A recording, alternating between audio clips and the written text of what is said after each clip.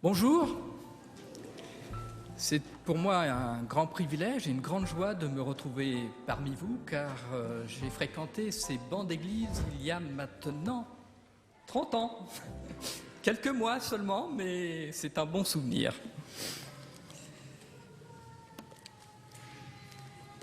L'histoire de l'homme riche et de Lazare. Jésus avait trois manières d'enseigner la parole. Tout d'abord, l'enseignement direct à ses disciples et à la foule. Enseignement sans ambiguïté. Par exemple, dans Matthieu 5, versets 38 à 39. Matthieu 5, versets 38 à 39. Vous avez appris qu'il a été dit « œil pour œil et dent pour dent », mais moi, je vous dis de ne pas résister aux méchants. Si quelqu'un te gifle sur la joue droite, tends-lui aussi l'autre. Si quelqu'un veut te faire un procès et prendre ta chemise, laisse-lui encore ton manteau. Enseignement direct à ses disciples. La deuxième façon d'enseigner était l'enseignement par les miracles. Et ils sont nombreux dans les évangiles. Nous voyons que sourds, muets, aveugles, démoniaques sont guéris par la main du Seigneur. Tous ces miracles étaient des signes de la part de Dieu, des signes de la présence de Dieu dans ce monde. Si nous prenons par exemple les noces de Cana, Jésus change l'eau en vin. Et en fait, à travers ce miracle, il veut nous montrer qu'il nous donne sa grâce en abondance. Chaque miracle a un enseignement à nous donner. La troisième façon d'enseigner est l'enseignement en parabole. Et Jésus va souvent utiliser cette méthode. Et tout de suite, la parabole qui nous vient à l'esprit est la parabole du semeur. Un semeur sorti pour semer. Et on peut très aisément imaginer que Jésus est là dans la nature. Il monte dans une barque, et là, il y a la foule immense qui est là, présente. Et au loin, il y a un semeur qui est en train de semer. Ce matin, j'aimerais que nous puissions ouvrir la parole de Dieu, effectivement, dans l'Évangile selon Luc, au chapitre 16, et à partir du verset 19 à 31, texte qui vient de nous être lu. Alors, si nous prenons les premiers versets, eh bien, nous nous apercevons qu'il y a un contexte. Versets, par exemple, 14 à 18. Donc, Luc 16, versets 14 à 18. C'est un peu le contexte. En entendant tout cela, les pharisiens, qui aimaient l'argent, se moquaient de lui. Et Jésus leur dit, « Vous cherchez à paraître devant les hommes, mais Dieu connaît votre cœur. De fait, ce qui est très estimé parmi les hommes est abominable devant Dieu.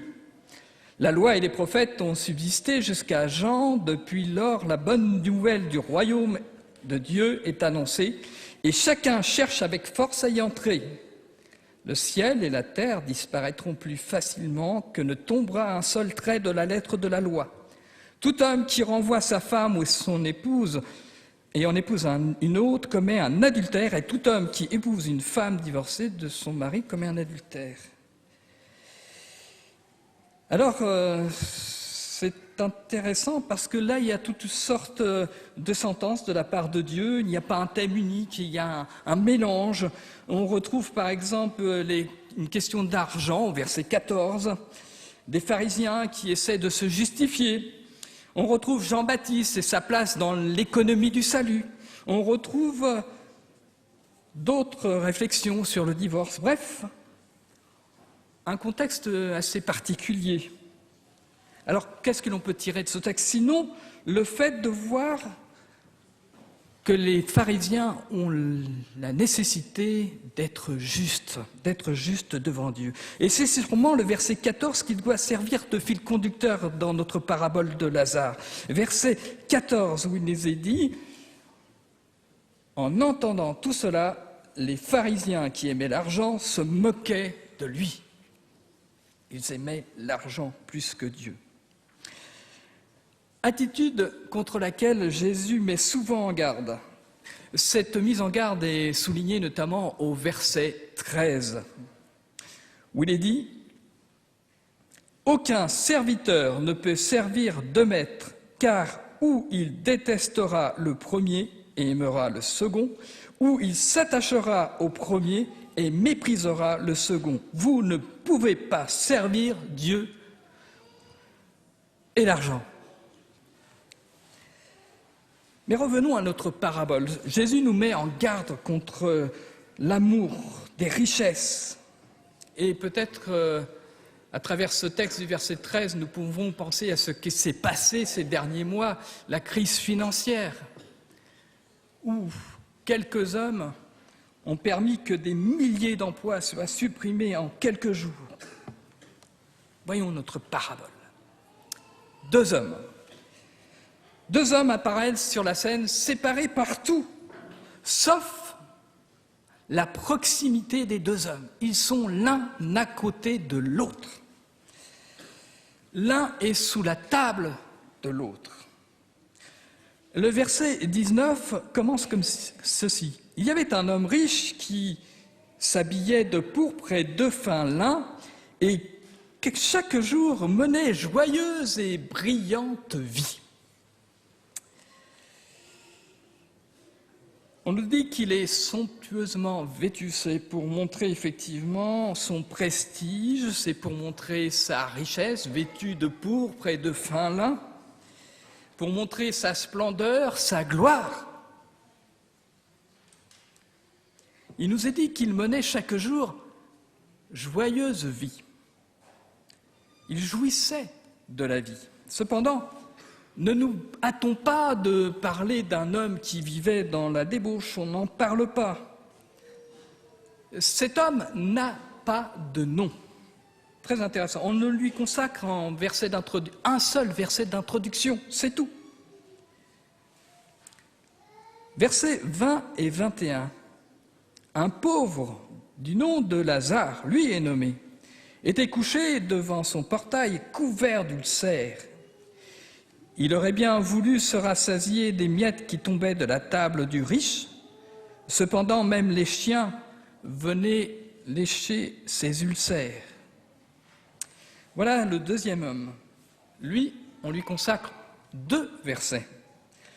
Lazare est pauvre, il est même très pauvre, il est dans la misère la plus extrême. Il est même couvert d'ulcères. C'est un pauvre homme dans ce monde. Et la mention des chiens qui lèchent les ulcères nous répugne. Pauvre homme, c'est la condition humaine de Lazare, le pestiféré. Si quelque chose retient notre attention, eh bien, c'est le contraste entre ces 2 personnages. Face aux horreurs de celui qui souffre, la jouissance du riche est scandaleuse et même révoltante. D'autant qu'il ne fait rien pour soulager la misère de Lazare. Alors qu'il est près de lui, alors qu'il suffit de tendre simplement la main. Première scène donc, 2 hommes que tout oppose. Alors dans la deuxième scène, la mort emporte ces 2 personnages, versets 22 à 24. Le pauvre mourut et fut porté par les anges auprès d'Abraham. Le riche mourut aussi et fut enterré. Dans le séjour des morts, en proie à une grande souffrance, il leva les yeux et vit de loin Abraham avec Lazare à ses côtés. Il s'écria « Père Abraham, aie pitié de moi !» et envoie Lazare pour qu'il trempe le bout de son doigt dans l'eau afin de me rafraîchir la langue, car je souffre cruellement dans cette flamme. » On assiste alors à un retournement de situation qui semble vraiment extraordinaire. Le pauvre, lui, devient riche parce qu'il est porté dans le sein d'Abraham. Et le riche, lui, est enterré. Et le riche, lui, qui n'a toujours pas de nom, tandis que Lazare, lui, est porté dans le sein d'Abraham et tout le monde le connaît. Il est reconnu. La première conclusion que l'on peut tirer de cette parabole, et qui me semble très intéressante, se trouve aux versets 25 et 26. Versets 25 et 26. Abraham répondit, « Mon enfant, souviens-toi que tu as reçu tes biens pendant ta vie et que Lazare a connu les maux pendant la sienne. Maintenant, il est consolé ici et toi, tu souffres. De plus, il y a un grand abîme entre nous et vous, afin que ceux qui voudraient passer d'ici avec vous ou de chez vous vers nous ne puissent pas le faire. »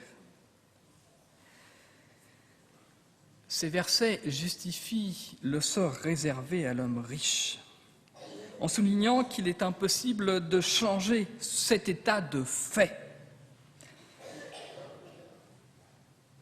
On ne peut rien changer. Abraham rappelle au riche qu'il a reçu de bonnes choses pendant sa vie terrestre et que Lazare, lui, n'a connu que des malheurs.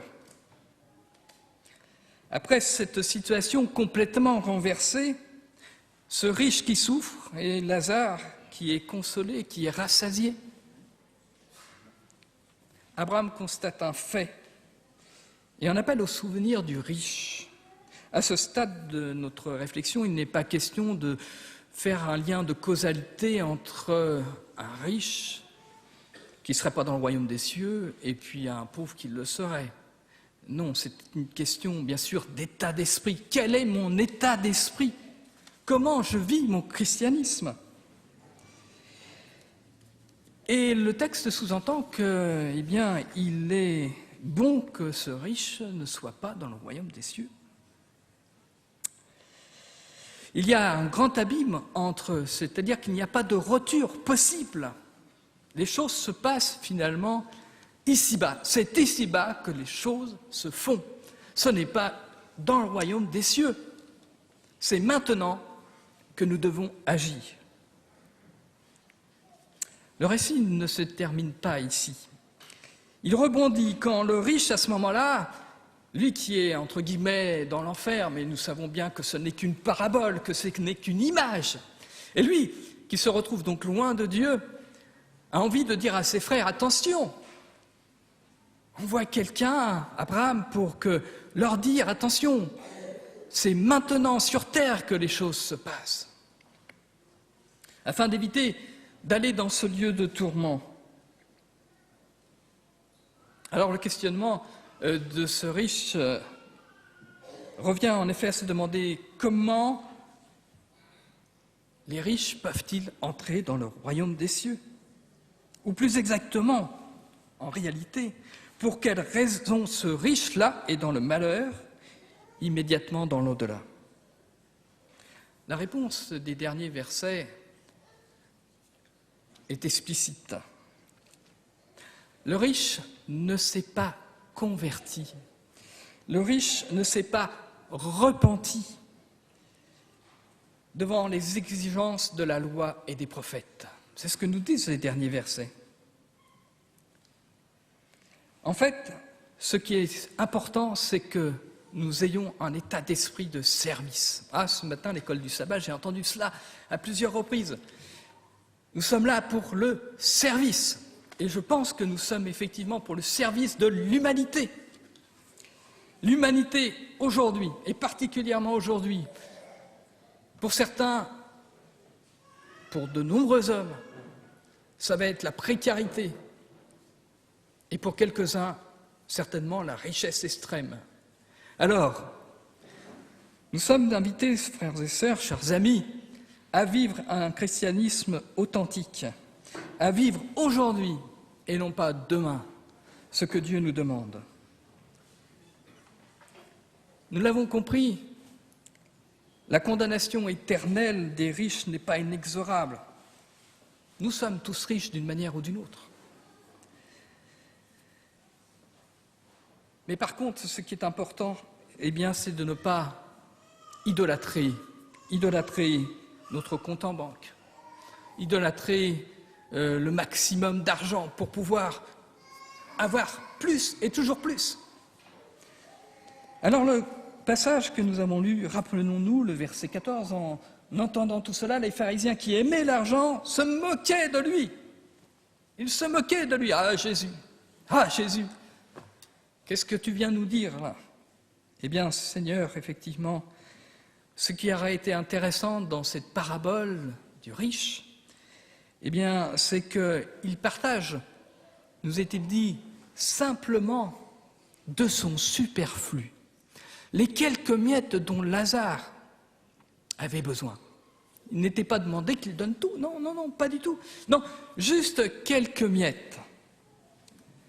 Alors, en conclusion, on pourrait dire simplement, Dieu nous donne comme prochains les pauvres, les miséreux. Ce sont des candidats privilégiés pour nos soins et pour notre sollicitude, parce que Dieu aime tous les hommes, sans exception de personne. J'ai bien dit tous les hommes, y compris celui qui est dans la rue, y compris celui qui est dans la plus grande misère extrême, dans nos portes, près de chez nous. Et mon cœur saigne lorsque je vais parfois dans la rue avec Adra, c'est arrivé récemment, et mon cœur saigne lorsque je vois des hommes, bien sûr, mais des femmes qui pourraient être ma mère, dans la rue, dans un sac de couchage. Mon cœur saigne. Est-ce que nous sommes comme ce riche de cette parabole et que nous ne faisons rien? C'est ici-bas que nous devons agir. Voilà le message que le Seigneur a à nous donner, chacun selon ses dons, chacun selon ses possibilités. Peu importe, même si ce n'est pas grand-chose, même si ce n'est que quelques miettes. Et je demande au Seigneur de nous aider, de m'aider personnellement, d'avoir cette sensibilité auprès de l'autre, d'avoir cette sensibilité éclairée, bien entendu, avec sagesse. Il ne s'agit pas de faire n'importe quoi. Il faut avoir de la sagesse, justement, lorsqu'on vient en aide. Que le Seigneur transforme mon cœur pour cela, que le Seigneur transforme nos cœurs. Et je demande au Seigneur donc de nous aider de vivre ce christianisme authentique. Et j'aimerais simplement ce matin terminer par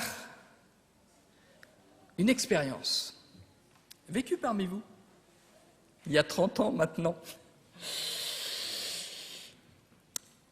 J'ai eu l'occasion d'accompagner un certain nombre de jeunes en études bibliques. Et c'était une grande joie, vraiment une grande joie. Quelques-uns ont été baptisés l'année où j'étais là. Et puis, j'ai eu l'occasion notamment, je me rappelle, d'avoir accompagné 2 couples. Alors, nous ne sommes que des relais, bien entendu. Et ces 2 couples avaient été baptisés l'année suivante. Et puis après, je n'ai plus entendu parler d'eux. Et notamment d'un couple. J'en ai plus entendu parler. Et puis, il y a quelques années, eh bien, alors que je prêchais dans une église du sud de la France, à la fin du culte, il y a un monsieur qui est venu me voir. Il dit, tu te rappelles de moi? Oui, effectivement, nous nous sommes rencontrés. Oui, effectivement, c'était dans l'église de Neuilly-sur-Seine. Ah oui? Ce garçon avait été barman. Et puis, donc, il s'était engagé, avait laissé son travail, s'était engagé dans l'église, a été baptisé, s'était marié aussi dans l'église. Et puis, les années ont passé. Et cela n'a pas été facile pour lui au cours de ces dizaines d'années qui ont passé. Ils ont eu des périodes très, très difficiles. Des périodes où il n'y avait plus rien à la maison. Et il me disait, mais à chaque fois qu'on n'avait plus rien, il nous est arrivé d'ouvrir notre boîte aux lettres et de trouver une enveloppe anonyme, avec de l'argent dedans. Alors, je remercie le Seigneur particulièrement pour celui ou celle qui faisait cela, que nous soyons vraiment des chrétiens authentiques, que nous puissions répondre à l'appel que le Seigneur nous donne. J'ai donné pour vous la possibilité d'aider ceux qui sont dans la pauvreté la plus extrême. Que le Seigneur nous aide pour cela. Nous sommes imparfaits, bien entendu, mais je sais que par son esprit, nous répondrons à son appel. Amen.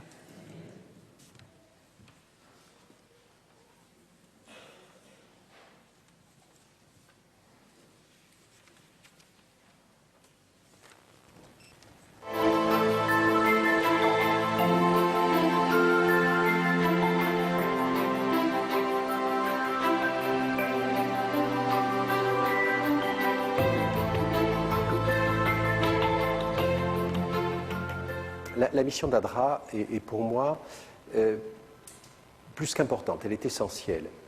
Elle est essentielle parce que, telle que je la vis moi-même aujourd'hui, cette mission correspond à mes valeurs profondes, à mes valeurs qu'on pourrait qualifier d'humanistes, valeurs que je retrouve dans la Bible.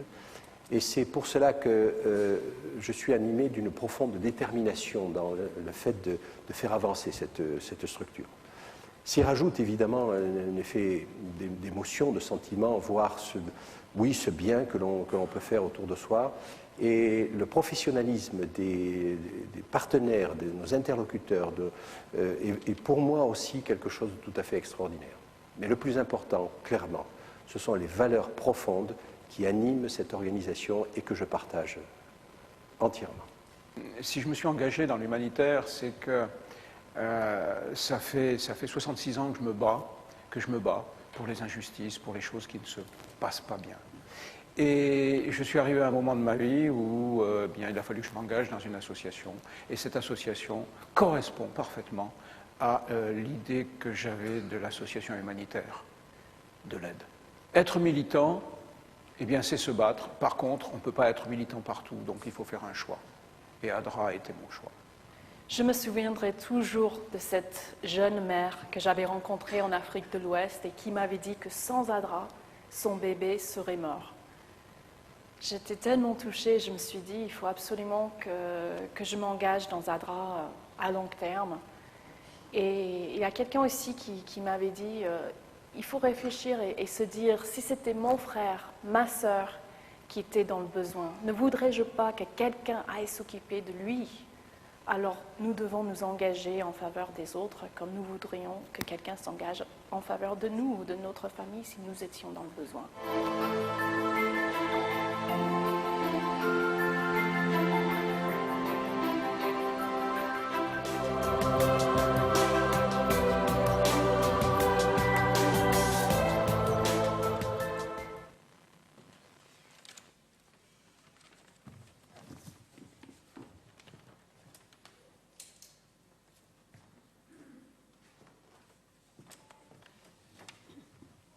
On me pose souvent la question, mais finalement, ADRA, ça veut dire quoi?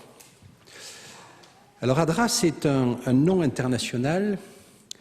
Si je vous dis Apple, vous ne me dites pas la société porte le nom de Pomme en France, elle s'appelle Apple. ADRA, c'est un réseau d'ONG, d'organisations non gouvernementales mondiales, environ 120 agences dans le monde, réunies sous le même nom, ADRA. En anglais, ça veut dire, je vous le traduis en français après tout, c'est Agence de développement et de secours adventiste. A comme adventiste. Et donc c'est une agence non seulement qui agit dans le secours, dans l'urgence, mais qui agit également dans le développement. Alors, c'est quoi ADRA France aujourd'hui? Alors ADRA France, c'est modeste encore, c'est un employé. D'ailleurs, cet employé que vous avez vu, Brina, est en ce moment en route pour Haïti. Nous avons agi dans l'urgence et maintenant nous agissons dans le développement. Elle est partie là-bas pour une dizaine de jours pour faire avancer ce projet dont je vous ai parlé, qui est un atelier de couture. C'est un projet important pour nous. Il représente beaucoup d'argent. Il y a environ 150 000 € qui ont été donnés par la France. et également environ 300 000 € qui ont été donnés par les collaborations que nous avons avec ADRA. Tiens, le fameux ADRA.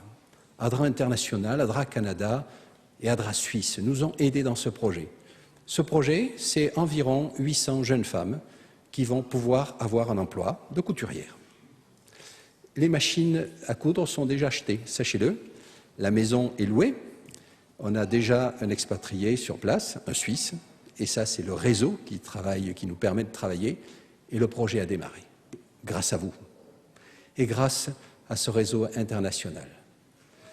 Le fait que, à l'origine, ADRA France, pour faire simple, est la fusion des secours adventistes du nord de la France et du secours adventiste de la Fédération du sud de la France.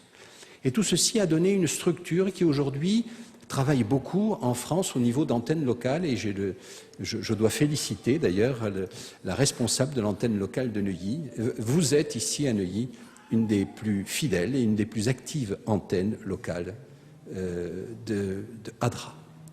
Voilà donc ce qu'est ADRA. Ceci nous permet d'avoir un certain nombre de relations, et nous sommes, soyons clairs, et vous l'avez vu, nous sommes dans la mission de l'Église adventiste, clairement. Si vous voulez la référence, vous lisez Matthieu 25. Ça vient juste après Matthieu 24, vous savez, les signes de la fin. Relisez Matthieu 25. Vous verrez, nous nous trouvons en plein dans cette mission. Et portons le nom d'adventiste. Nous avons le devoir et les obligations et les droits qui sont afférents à toutes ces entités qui font partie de cet ensemble qu'est l'Église adventiste. Nous sommes fiers de porter ce nom. C'est parfois difficile. Les subventions gouvernementales sont toujours inquiètes, enfin les organisations gouvernementales. Ah ben oui, adventiste, est-ce que votre mission est de faire de l'évangélisation? Non. Non. Notre mission, c'est d'aider les pauvres, tous ceux qui sont dans le besoin. S'ils nous posent des questions, soyez certains que nous répondons. Et avec beaucoup de plaisir sur pourquoi nous faisons ça. Pourquoi nous faisons cette action de service? Tiens, ça nous rappelle quelque chose.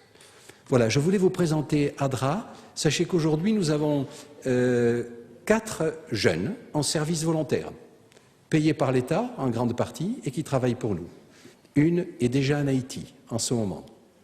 À moins de 25 ans, il faut être courageux quand même pour partir là-bas. Elle y est, justement pour cet atelier de couture.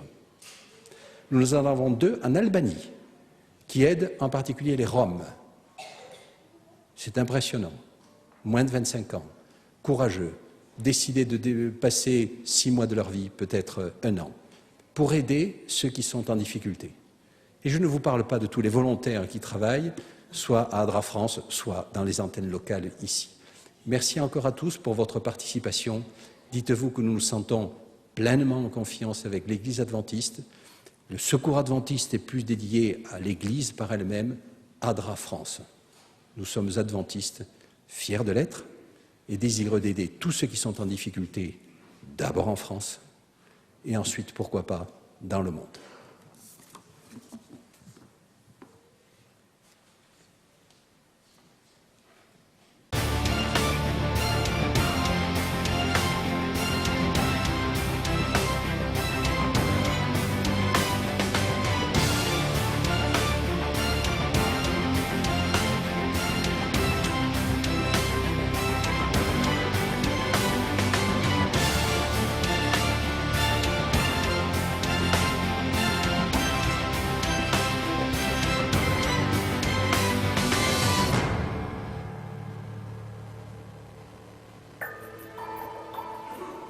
ADRA est connu pour ses réponses aux catastrophes et ses projets de développement économique, de santé, de sécurité alimentaire et d'éducation.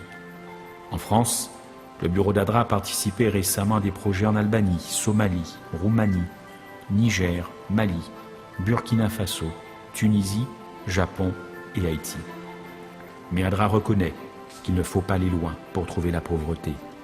En France aussi, le chômage, la faim et les problèmes de logement touchent des milliers de personnes tous les ans. Au travers de ces 40 antennes locales, ADRA apporte de l'espoir à des personnes vivant en grande précarité. À Rouen, en Normandie, l'antenne compte plusieurs bénévoles qui sont engagés notamment dans des actions d'écoute et d'orientation de personnes fragiles et de vente de vêtements à des prix modestes. À Angoulême, dans le sud-ouest de la France, l'antenne organise des maraudes tous les jeudis soirs. Les repas sont préparés à l'avance dans les locaux de l'antenne. Ensuite, l'équipe de plusieurs bénévoles part à la recherche de personnes ayant besoin d'aide. Merci beaucoup. L'antenne d'Angoulême organise aussi des services à domicile pour des personnes âgées ou handicapées. Aujourd'hui, l'équipe taille une haie pour un monsieur âgé de 92 ans. À Annemasse, en Haute-Savoie, l'antenne ADRA se focalise sur la préparation de repas chauds pour des SDF tous les dimanches, de début novembre jusqu'à fin mars. Entre 15 et 50 personnes bénéficient de ces repas chaque semaine.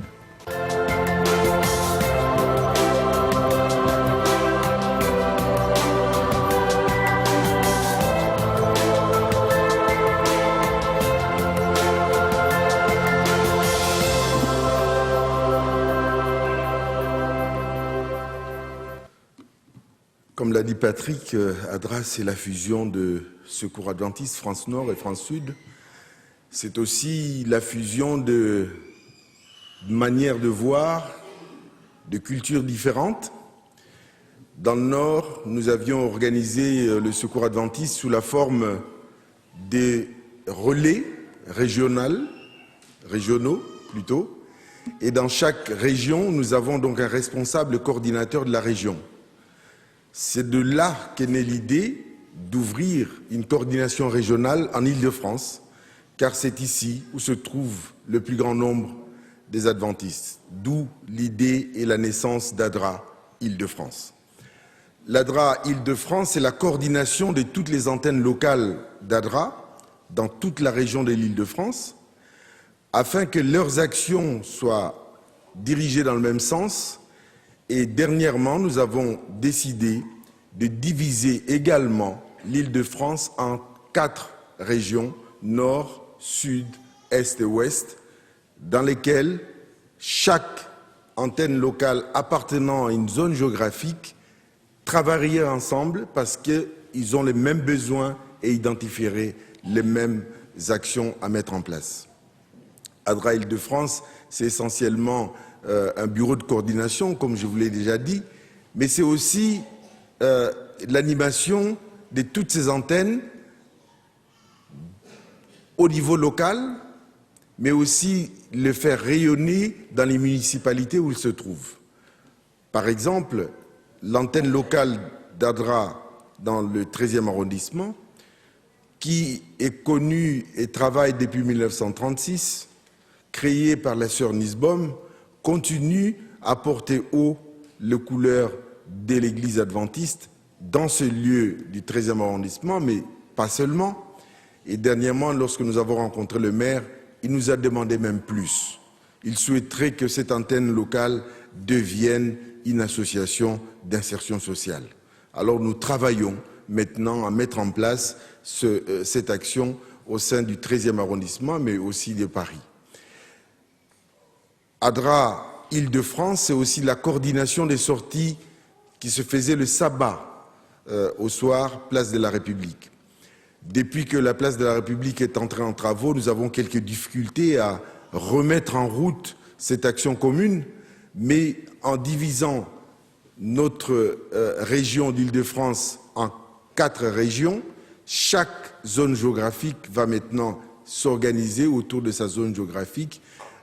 Pour vous donner un exemple, ADRA, c'est le Secours Adventiste plutôt de Bagneux, qui est le relais de toute la zone ouest de Paris, et c'est avec eux que toutes les antennes qui sont dans cette zone géographique vont faire des maraudes dans le 13e, le 5e, le 14e et le 17e arrondissement, donc tout proche ici de Neuilly.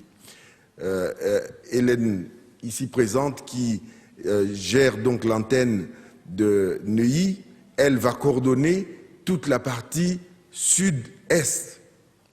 Et là, elle va réunir un certain nombre d'antennes locales pour qu'ils travaillent dans cette zone géographique à faire rayonner ADRA. Et tout ce que vous donnez chaque jour ici dans cette communauté ou au-delà même, parce que Neuilly donne au-delà, puisque nous partageons avec les autres antennes de l'Île-de-France, ce que Neuilly a en surplus contribue à aider une personne à la fois. Et je terminerai avec un témoignage de ce que ADRA Paris Est a fait. Ils ont réussi à intégrer une famille qui était dans la rue, d'abord à les conduire vers un mariage, et ensuite à leur trouver un logement, et ensuite à récupérer les enfants qu'ils avaient perdus au niveau de la justice. Une famille, une personne à la fois, c'est notre devise, et nous continuerons à le faire aussi dans l'Île-de-France. Merci. C'était le directeur de ADRA Île-de-France, dans la personne de Perpétué de Andrade, qui est soutenu par Françoise Toniolo, secrétaire de ADRA Île-de-France. Si elle peut avancer. C'était Françoise Toniolo. Elle nous a raconté l'histoire et ça y est, elle arrive.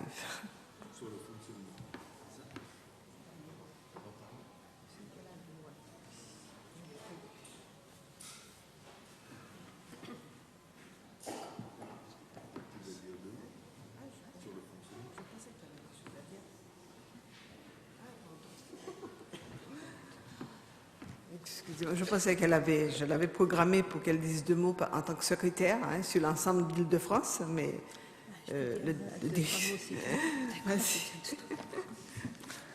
Mais mon patron a déjà bien dit les choses. Ce que je peux peut-être juste ajouter pour que vous ayez donc une vue d'ensemble, disons que sur l'Île-de-France, nous avons une vingtaine d'églises, une vingtaine d'antennes qui gèrent à peu près 50 responsables. Vous savez que chaque antenne a un président, un secrétaire, une secrétaire ou un secrétaire, trésorier également. Et puis ensuite, il y a des équipes derrière donc ces responsables. Donc il faut à peu près compter une centaine de personnes qui donc se réunissent régulièrement pour pouvoir apporter donc de l'aide à ceux donc qui en ont besoin. Non seulement parfois le samedi soir pour distribuer de la soupe bien chaude ou des sandwichs, mais aussi sont ouverts au moins une fois dans la semaine. Donc ce sont parfois des bénévoles qui travaillent, qui prennent aussi des jours. Vous avez aussi l'exemple de Rouen, où il y a une personne donc, qui prend des jours de repos pour pouvoir être au service des autres. Vous voyez jusqu'où le service peut aller, n'est-ce pas? Donc il y a, comme a dit donc Perpetuo, cette mise en place également de comment dirais-je, de donner un petit peu l'opportunité, parce que chaque antenne jusqu'à présent travaillait un petit peu dans son lieu à elle, mais maintenant nous cherchons à les faire progresser justement ensemble dans la communication et dans les actions. Et c'est ainsi que le Seigneur nous montre que bien là où nous sommes plus nombreux, eh bien l'action peut être encore plus grande pour la gloire de son nom. Voilà.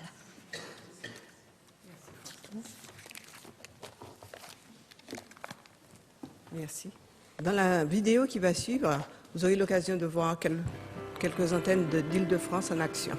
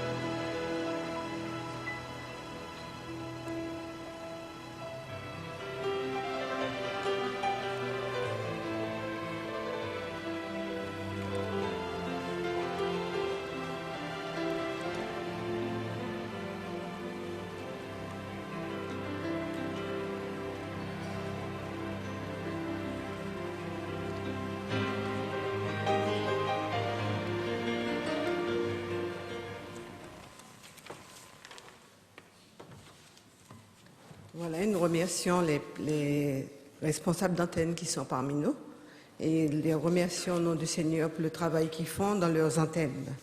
Quant à nous, à Neuilly, notre antenne est composée d'un certain nombre de responsables, d'un ancien qui est Patrick Lagarde et de nombreux bénévoles, tous les membres adhérents et tous les membres d'Église. Nous estimons que tous vous faites partie d'ADRA.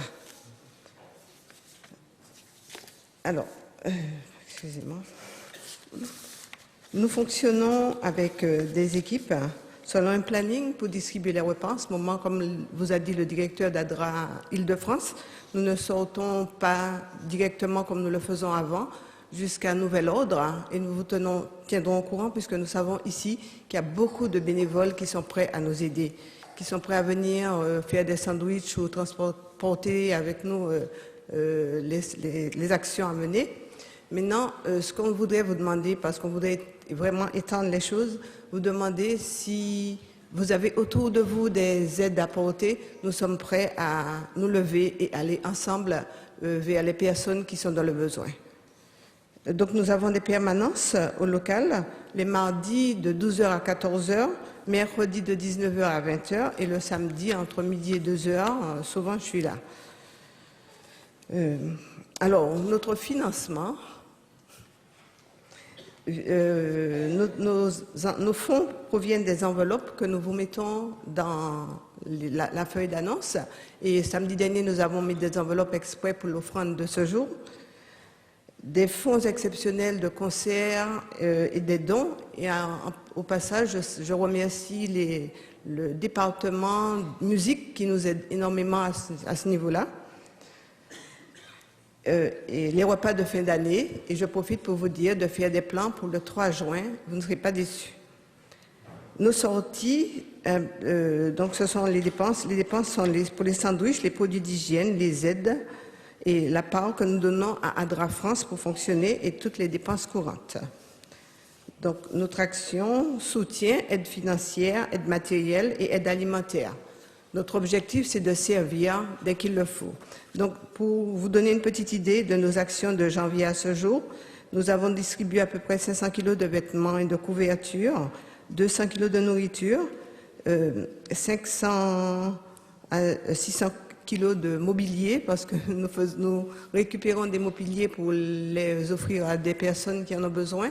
Donc, si vous en avez, on ne les stocke pas ici, mais on les fait partir directement chez celui qui a besoin. Et 200 kits d'hygiène à peu près.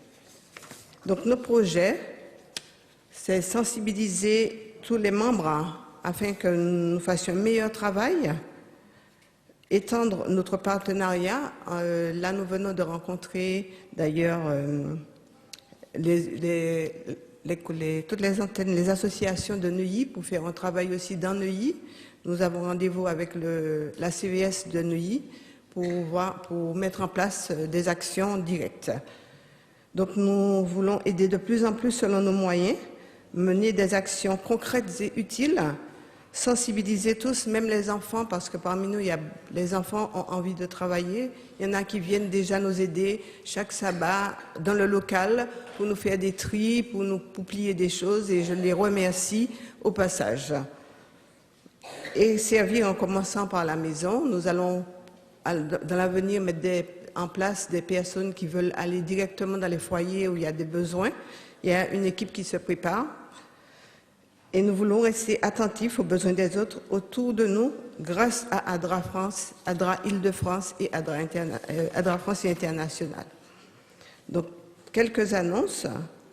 Nous allons, pour terminer, nous vous remercions vraiment pour tout votre générosité, votre collaboration, tous de commun accord. Nous vous informons qu'un numéro de la revue d'ADRA, le trait d'union, vous sera remis à la sortie ayant à l'intérieur un bulletin d'inscription, que vous voudrez bien nous retourner dès que possible. Donc vous aurez la possibilité de vous inscrire et de remplir cette feuille que vous nous remettrez. Voilà. Nous avons maintenant des paniers au fond, c'est écrit ADRA. Vous regardez en rentrant à droite et trop souvent nos paniers restent vides encore. Alors nous comptons encore sur votre générosité pour les remplir.